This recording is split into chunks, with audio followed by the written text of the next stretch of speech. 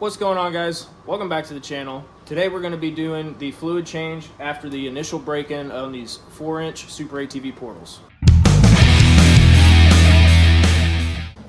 Okay guys, jumping right into it, I want to note that the Super ATV portals use a 5/16 hex key drain and fill plugs. I'm using a 1/4-inch ratchet to loosen them and tighten them up. You don't have to do that. It's just something that I like to do, just so I know that I'm not going to be able to over torque them. I can't get a whole lot of leverage with this little bitty 5-inch ratchet because you are threading into the aluminum, and you definitely don't want to strip that out, obviously. One other thing, you do not have to take the tires off to do this. The only reason I took the tire off is so that way I could show you guys a little better. Something too, so when this really kind of goes for anything, especially like in the automotive world, side-to-sides, whatever, right? If you're changing the fluid on something, whether that be a differential, transfer case, a portal, transmission, whatever, right?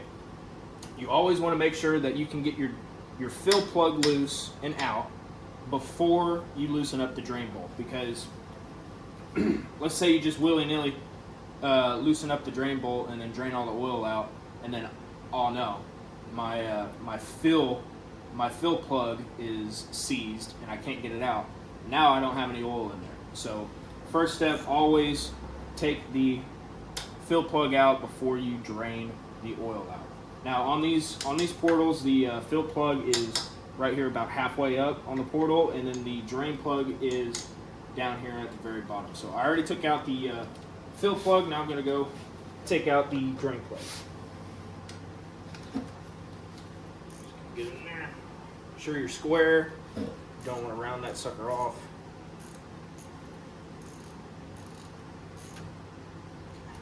Take that guy off there. Get our jug ready. I'm using a clear one so that way I can show you guys what the oil looks like. I don't imagine it's going to be too terribly bad, but I took that fill plug off and there wasn't a whole lot of metal shavings or nothing in there. Also note that when you do take the fill plug out on the top, it will help it drain faster. So looking at the oil that we drained out, it is not very dirty. It still looks fairly new. It's because it's only got 30 miles on it. That's the break-in mileage for these portals that Super ATV recommends. Really just doing it, checking it out, making sure there's no like big metal shavings or anything like that, which there isn't. Something that I was actually curious about was the magnets on the drain plug. So this one right here, this is the top drain plug, or the fill plug, I'm sorry. Gonna give that guy a little wipe. Let's see. You can see a little bit of dirt, or a little bit of discoloration. It's not a big deal. The big one is this bottom one right here. You can see a little bit of shavings and stuff on it, and that's from the initial break-in. We'll give this guy a little wipe down. There you go. That's why you do the break-in. You don't want that stuff floating around in your oil. Super ATV, like I said, recommends 30 miles for the initial break-in, and then what you want to do is, depending on your type of riding, you want to do an oil change on these every 200 miles after the initial break-in. Of course, if you're in a watery and muddy environment, you're probably going to need to change your oil more often than that, just due to the fact of the seals getting small leaks and water getting into the portals, stuff like that. So after every ride that you would do, like at a mud park or something like that, I would recommend taking the fill cap loose on them and just sticking your finger in there or something to be able to see what the oil looks like, just to make sure it's not milky and there's not a bunch of water and dirt and stuff in there. Okay, so putting oil back into the portals, obviously thread in your drain plug by hand thread in your fill plug by hand. Do not install them with a electric ratchet or a drill or something like that. You could possibly strip out the aluminum threads on these portals. Super ATV in their instructions state that the torque spec for these drain and fill plugs is 10 foot-pounds. So I'm going to go ahead and do that right now. Okay, so the gear oil that Super ATV wants you to use, it's 80-90 gear oil.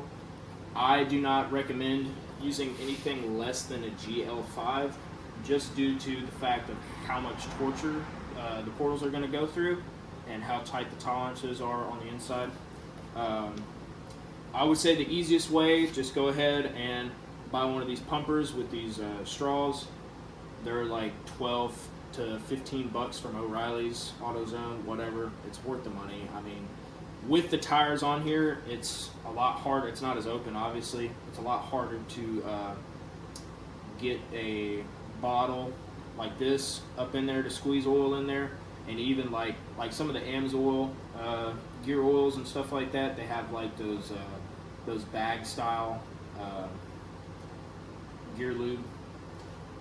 The rear is even harder, so I don't even think the bag style gear lube from like AMSOIL would even. I don't think you'd even be able to get that in there, just because it's so close to the rear trailing arm. But just go ahead and buy one of these. It's worth the money. If you use it elsewhere, whatever. Okay, guys, that pretty much wraps up today's video. Once you have filled the portal with oil, obviously take some like brake cleaner or something like that and clean up all the excess oil if it spills out or whatever. The residue, that sort of stuff. So that way, if you do end up having a leak back here by one of these fill plugs or drain plugs, whatever, you'll be able to tell because there won't be any initial oil there. So I have another video dropping. It will be dropping tomorrow of the actual initial break-in ride. It was pretty dry and extreme, but we did find some water. I'll talk about it in the video. Talk about the gear ratios with the 34.5-inch Tarachi Aztecs. We found some water crossings. I went the deepest I've ever been in the Talon. That was pretty cool. Still haven't got the screen wet. Still haven't gone that deep. I imagine that we will. We're going on another ride this coming up weekend, so I'll have some footage for that too. Maybe see. It'll be a larger group ride. The ride that I did last weekend was only a solo ride, so didn't really want to put myself out there that much and get in a spot where I could get myself out. But we'll have some more people on the next big ride, and maybe get a little bit more brave to do some other stuff. But anyways, guys, please like, subscribe, and we'll catch you on the next one.